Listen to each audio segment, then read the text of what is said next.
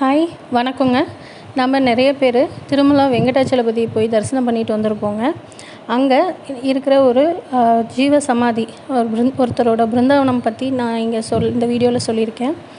அவங்க பேர் மாத்ரு ஸ்ரீ தரிகொண்ட வெங்கமாம்பா பிருந்தாவனம்ங்க. இது எங்கே இருக்குன்னா, நம்ம 4 மாட வீதியில் வராகமூர்த்தி தரிசனம் பண்ணுறோம் இல்லைங்களா, அதுக்கு ஆப்போசிட்டில் பார்த்தீங்கன்னா ஒரு கேட் 6 இருக்குங்க. அந்த கேட் 6லேருந்து க்ராஸ் பண்ணோன்னே ஒரு மண் ரோடு மாதிரி தெரியும். அங்கே நீங்கள் போனீங்கன்னா அங்கே இருக்கிறது தாங்க தரிகொண்ட வெங்கமாம்பா பிருந்தாவனம்ங்க. அங்கே விநாயகருக்கு ஒரு தனி சன்னதி இருக்குது. பக்கத்துலேயே இருக்கிறது தாங்க தரிகொண்ட வெங்கமாம்பா பிருந்தாவனம். இங்கே வந்து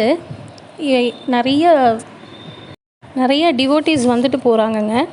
நான் சர்வீஸ் போனப்போ தான் இதை பற்றி தெரிஞ்சுக்கிட்டேன்.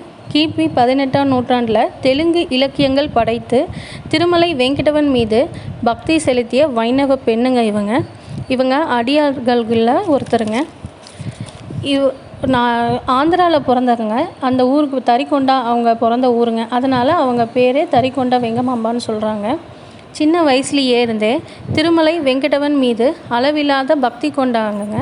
திருமலை வெங்கடவனை தன்னுடைய கணவனாக நினச்சிட்டு வாழ்ந்தாங்க.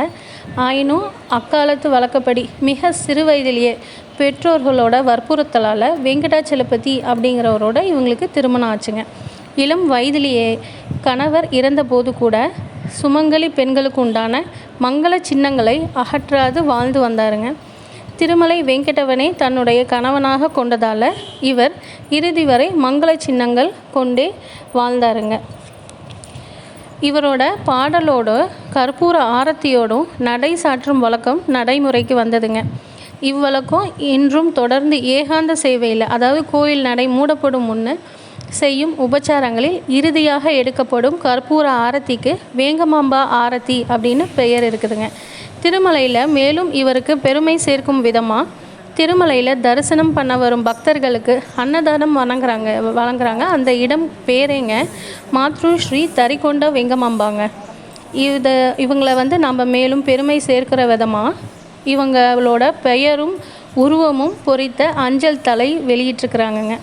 இவங்க வாழ்க்கையை திரைப்படமாகவும் எடுத்திருக்கிறாங்க. தமிழ் டப்பிங்லேயும் இருக்குதுங்க. நான் இங்கே போகும்போது அவ்வளோவா எனக்கு இதை பற்றின விஷயம் தெரியல. போயிட்டு வந்தப்புறம் தான் நிறையா படித்து தெரிஞ்சுக்கிட்டேங்க. இதை நான் ஷேர் பண்ணணும்னு நினச்சேங்க. தெரியாதவங்களுக்காக ஒரு சின்ன தகவலுங்க. இன்னும் தெரிஞ்சால் சொல்லுங்கள். தேங்க்ஸுங்க. வாழ்க வளமுடன். டீனா ராஜா.